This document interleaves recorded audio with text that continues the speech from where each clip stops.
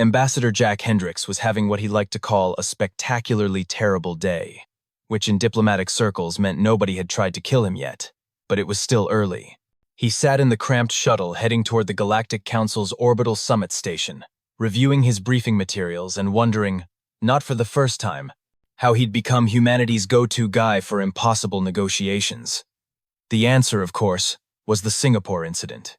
Nobody talked about the Singapore incident, mostly because Jack had somehow convinced 3 warring species to sign a peace treaty by threatening to eat increasingly bizarre Earth foods in front of them until they agreed. Apparently, watching a human consume a Carolina Reaper pepper while maintaining unblinking eye contact was universally terrifying.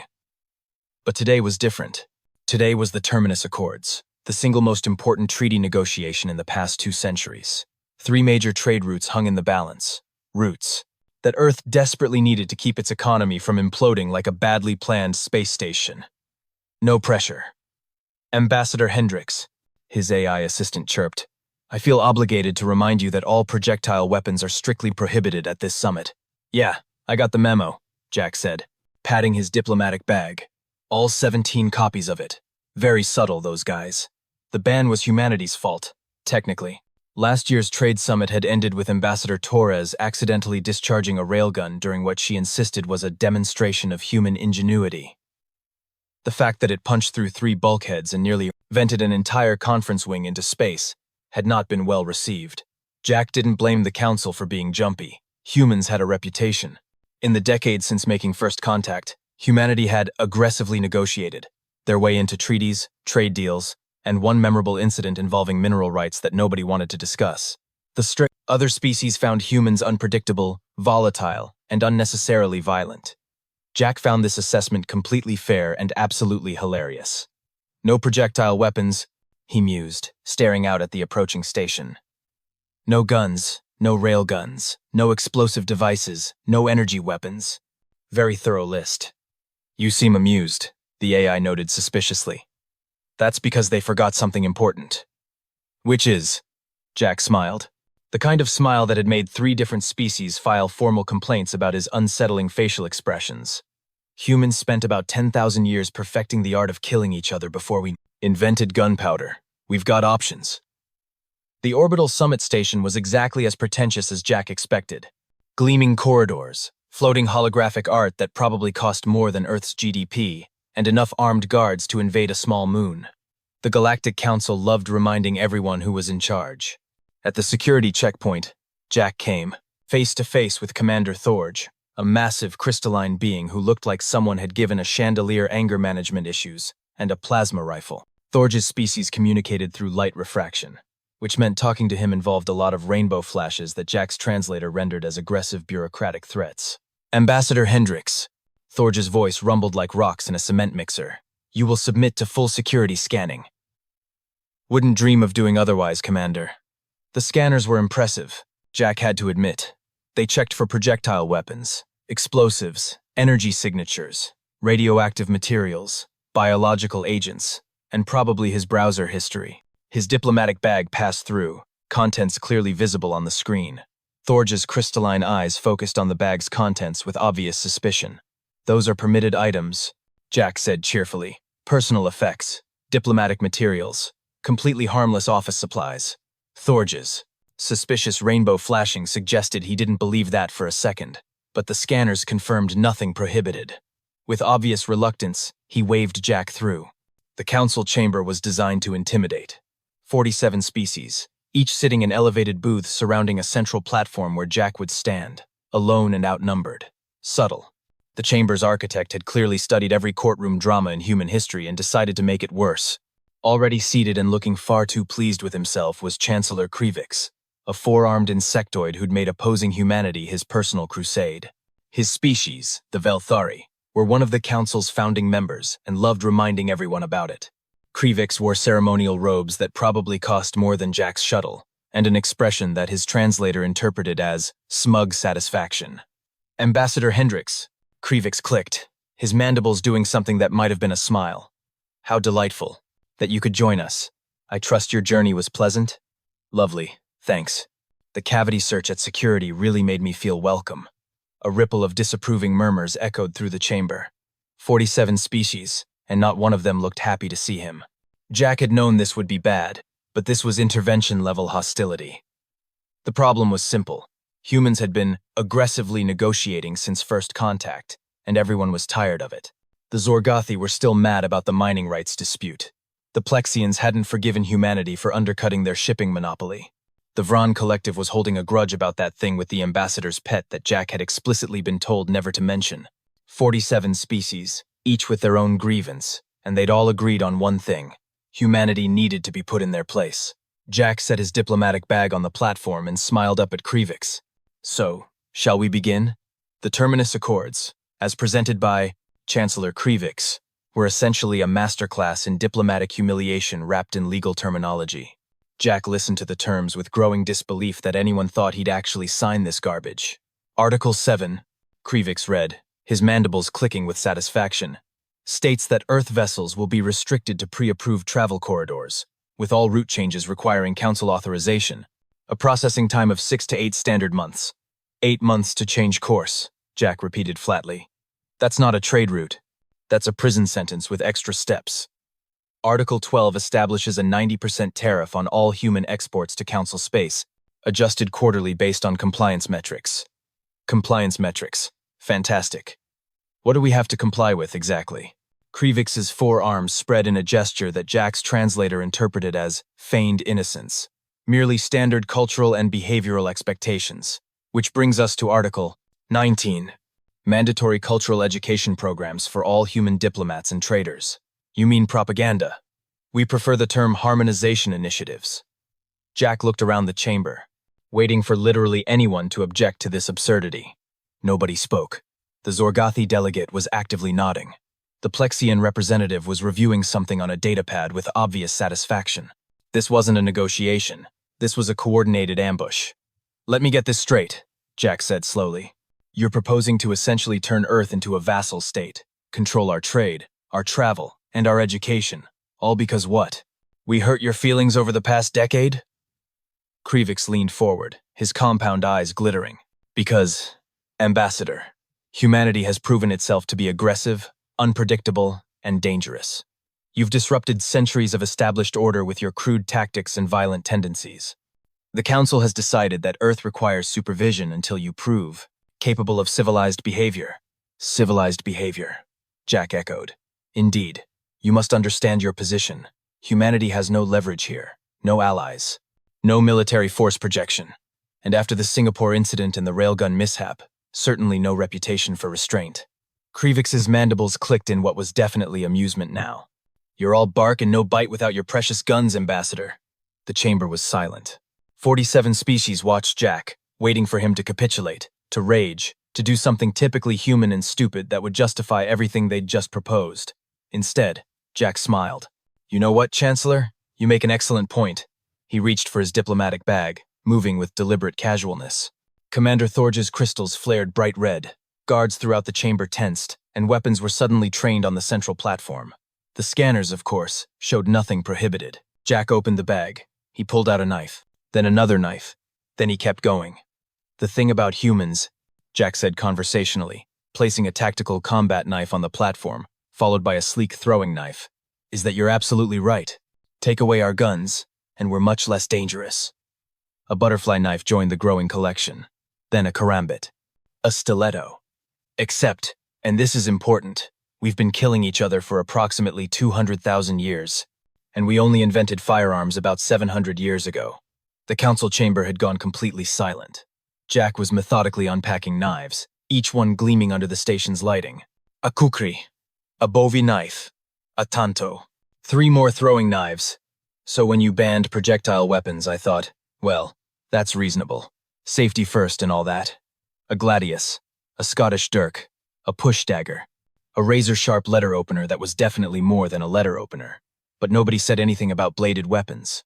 Because, honestly, who brings medieval weaponry to a diplomatic summit?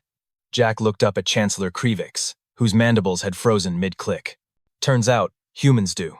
Jack arranged the knives with the care of a museum curator, each blade positioned for maximum visual impact.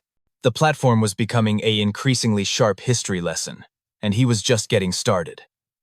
Let's do a little cultural education, shall we? Since harmonization goes both ways. He picked up a slender throwing knife, testing its balance. This is a kunai, Japanese, 12th century. Ninja assassins use these because, fun fact, stabbing people quietly is way more effective than announcing your presence with a gun. Very practical. Another knife joined the collection. This beauty is a kukri. Nepalese Gurkhas carried these. There's a saying, once a kukri is drawn, it must taste blood before being sheathed. Usually the owner just cuts their thumb, but I'm thinking in a room full of species who find humans unpredictable. Maybe we skip that tradition today. Krivix's compound eyes were fixed on the growing arsenal. His earlier smugness had evaporated faster than water in a vacuum. Now this is special. Jack held up a wicked curved blade. Karambit, Southeast Asian. The curve is designed to hook and rip. It's based on a tiger's claw, because humans looked at apex predators and thought, yeah, we can improve on that design. He set it down gently and pulled out a broader blade. Roman Pugio. The Senate didn't ban knives before that whole unfortunate incident with Julius Caesar. You'd think they would have, in hindsight. 47 senators, each with a knife. Sound familiar, Chancellor? A nervous rustle went through the chamber. The Zorgathi delegate had stopped nodding. Stiletto, Italian Renaissance, designed specifically to punch through chainmail and into the soft bits underneath. Because when humans invented armor, other humans immediately invented better stabbing implements. We're problem solvers like that. Jack was warming to his theme now, pulling out increasingly exotic blades. Butterfly knife, Filipino martial arts tradition. Looks like a fun toy until someone who knows what they're doing turns it into a blender. Bowie knife, American frontier. This one's famous because a guy named Jim Bowie used it to win a knife fight after being shot, stabbed, and beaten. He still killed 2 people and wounded another. That's the level of spite humanity operates on. Commander Thorge's crystalline structure was refracting light in patterns Jack's translator couldn't interpret, which probably meant something between concerned and deeply alarmed. Scottish dirk, ceremonial but fully functional. Samurai tanto, harder than your station's hull plating. Trench knife from World War I with built-in brass knuckles because apparently regular stabbing wasn't efficient enough. Each blade got its moment, its story, its implicit threat. Here's my personal favorite. Jack held up a triangular blade that looked like concentrated malice. Fairbairn Sykes fighting knife. British Commandos, World War II. Designed by 2 guys who studied every knife fighting technique from every culture and created the optimal human killing instrument. That's what we do when we're bored. We optimize murder. The platform was now covered in 47 knives. The symbolism wasn't lost on anyone. See, Chancellor, you called us aggressive and violent. You said we're dangerous, and you're absolutely correct. Jack's voice dropped, losing its playful edge. But here's what you forgot. We didn't become the dominant species on a death world by being nice. We got here by being creative, adaptable, and really, really good at making things that cut, stab, and pierce. He gestured at the gleaming arsenal. No projectiles, just like you asked. But humans have been perfecting close-quarters violence since we climbed down from the trees and sharpened our first rock. We've invented approximately 10,000 ways to kill each other before breakfast, and these 47 knives represent maybe 0.001% of that creativity. Krivix's 4 arms had drawn close to his body, a defensive posture Jack recognized from his xenobiology briefings. Insectoids with exoskeletons had an instinctive fear of piercing weapons. Their armor plating was great against blunt force, useless against sharp points. Jack smiled, the unsettling one that had generated those formal complaints. So let's renegotiate these accords, shall we? As equals. The silence in the council chamber was the kind that usually preceded either violence or capitulation. Jack was banking on the latter, but he'd prepared for both scenarios. You're not actually threatening us, the Plexian delegate ventured, their voice modulator crackling with uncertainty. Threaten? Me? I'm engaging in cultural exchange. Jack picked up one of the throwing knives, examining it in the light. Though I should mention, I'm certified proficient with about 30 of these. The other 17 I'm just enthusiastic about. Chancellor Krivix's mandibles were clicking rapidly, a nervous tick that his species couldn't control. This is highly irregular. Commander Thorge, surely there are regulations. All scans show no prohibited weapons, Thorge's voice rumbled, though his crystalline structure was flashing colors Jack had never seen before. Bladed weapons were not included in the ban because no species has ever been crazy enough to bring them to a diplomatic summit? Jack finished helpfully. Yeah, that's kind of our thing.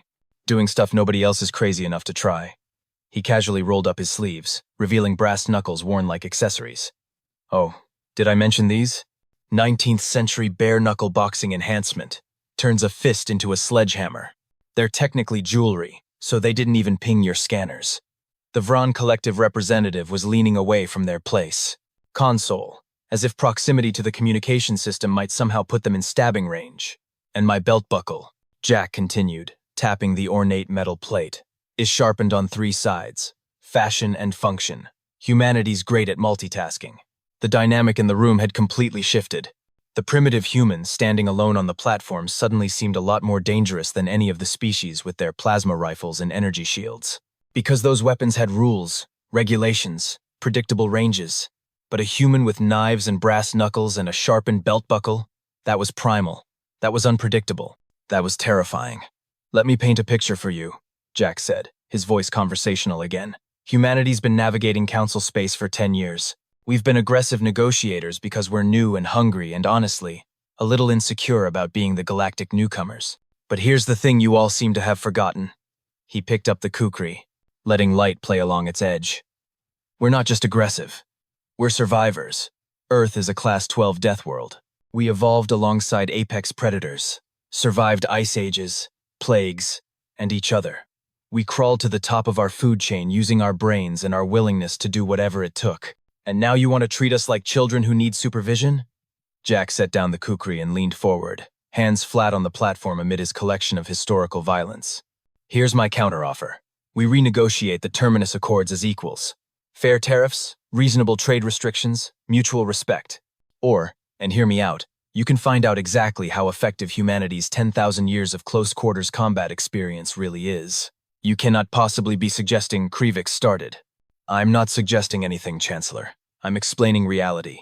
You wanted to know what humans are like without guns? Jack gestured at his arsenal. We're exactly the same, just louder. About it. The question is whether you want us as allies who occasionally drive you crazy, or as enemies who get really creative about problem-solving. Chancellor Krivik's mandibles had stopped clicking entirely, which Jack's xenobiology training suggested meant he was either deep in thought or having a minor stroke. Given the circumstances, possibly both. This is extortion, the Zorgathi delegate finally said, though their voice lacked conviction. No, this is negotiation, Jack corrected. Extortion would be if I mentioned that Earth has been building our own trade routes for the past 6 months, and these talks are actually optional for us. We were just being polite. That caused a stir. Several delegates started speaking at once, their translators creating a cacophony of indignation and surprise. Jack waited patiently, one hand resting near a particularly nice throwing knife. Krivik raised all 4 arms for silence. When he spoke, his voice had lost its earlier smugness. Entirely. You're bluffing. Am I? Check your intelligence reports on the Kepler corridor. We've been partnering with 7 independent systems your council ignored because they weren't profitable enough. Turns out humans are great at making friends with underdogs. Jack smiled. We learned it from being one. Commander Thorge's crystals flashed in a pattern that Jack's translator rendered as confirming data, followed by what might have been a swear word in crystalline. Perhaps, Krivik said slowly, his defensive posture relaxing slightly.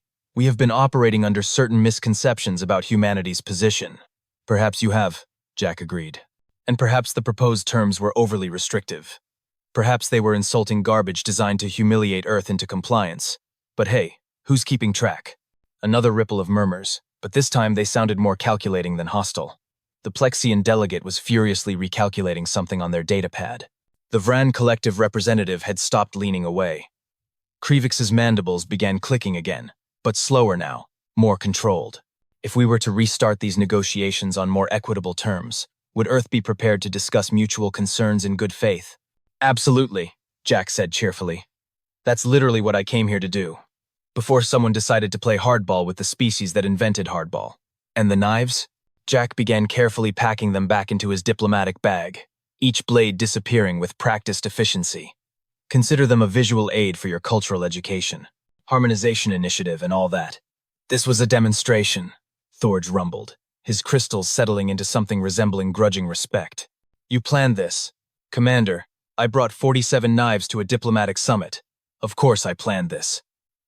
Jack sealed his bag and hoisted it onto his shoulder. Though between you and me, I was really hoping I wouldn't have to do the whole dramatic knife reveal. My arm's going to be sore tomorrow. Krivix tilted his head in what might have been the Valthari equivalent of a nod. We will reconvene in 3 standard hours with revised terms. Terms that treat Earth as an equal partner in Council space. That's all we ever wanted, Chancellor. Jack turned to leave, then paused.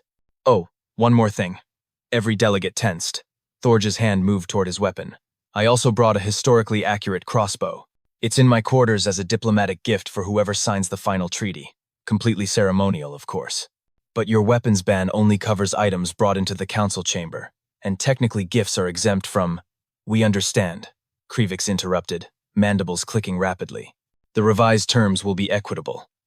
Excellent. See you in 3 hours. Jack walked toward the exit, past Commander Thorge, who was definitely glaring at him through prismatic refraction. You're going to cause a complete revision of Summit security protocols, Thorge said. Yeah, probably. You guys might want to ban bladed weapons over 4 inches, ceremonial gifts that could be weaponized, and belt buckles with sharp edges. Maybe throw in a restriction on brass knuckles, too. Jack paused. Actually, you should probably just assume humans will find a loophole in whatever rules you write. We're creative like that. As he left the council chamber, Jack heard the delegates erupting into heated discussion. By tomorrow, the story would spread throughout council space. The human ambassador who brought 47 knives to negotiations and got everything he wanted. Earth's reputation as aggressive negotiators would only grow, but so would their reputation as people you really didn't want to underestimate. Jack smiled. Sometimes being the scary species had its advantages. His AI assistant chirped as he reached the shuttle bay. Ambassador, I'm receiving preliminary terms for the revised Terminus Accords. They appear favorable. Told you we had options, Jack said, patting his bag full of knives. Humans always have options. Shall I file this under successful diplomatic techniques? Jack considered that. File it under why aliens think we're insane. It's a bigger folder anyway.